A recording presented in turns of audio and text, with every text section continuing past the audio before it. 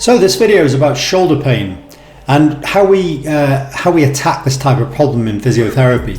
Now you've got different approaches that we have. Obviously we know that the cornerstone of getting things better is exercise-based therapy, and the research supports this and practicality supports this too. Logic supports this.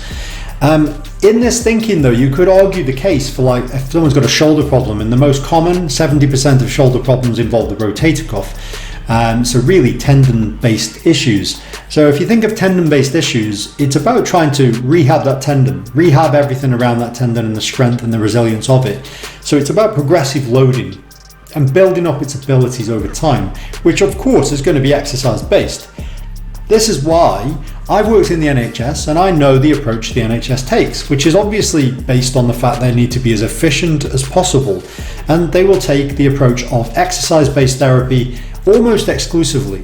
And the rationalization is exercise is what's going to make the tendon adapt and make the shoulder get better and make the shoulder more functional and get the range back and the strength back and so on. And this is true. But sometimes pain gets in the way. Sometimes pain is making the muscles not work, so you get inhibition of certain muscles, and we know this occurs in the shoulder very acutely. And it stops them from being able to progress their exercises. They're unable to, they're plateauing out because pain is in the way, and their function is down and their quality of life is down and everything else. So it makes sense therefore to complement exercise with manual therapy. What was interesting is there was a research study done here which basically showed that if you combine manual therapy with exercise therapy, it works better than in isolation. And therefore not only does it make common sense, and we've seen it practically, but it shows in research findings too.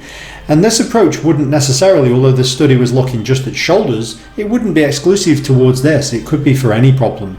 And therefore, in the private sector, you have an ability to come at it from both sides. You've got the time to do that, whereas the NHS have got limited time, limited session numbers, so they look to try to get the patient as self-sufficient as possible. Now, this can still be incorrect though, but they obviously have limitations with what they can do in that sense. But I think they still need to push that a little bit more in certain scenarios. Some will get better with exercise alone, and that's true of my sector as well. In the private sector, I will see patients sometimes where they come in, pain is not impeding them too badly, their exercises work very well, they can work their exercises, they don't need me, they could crack on with that. But then there's people in a lot of pain and they've got a lot of restriction, their muscles aren't working correctly, they're unable to progress. So why would you not try to bring that pain down to try to enable them and their exercises to progress? But it was just an interesting research study. It did that comparison, which does show that the combination approach is best, and this makes sense in most things in life. A good, well-rounded approach is better than a singular approach, and this is true, like I say, of loads of things. Anyway, that's it for this video, and I'll see you next time.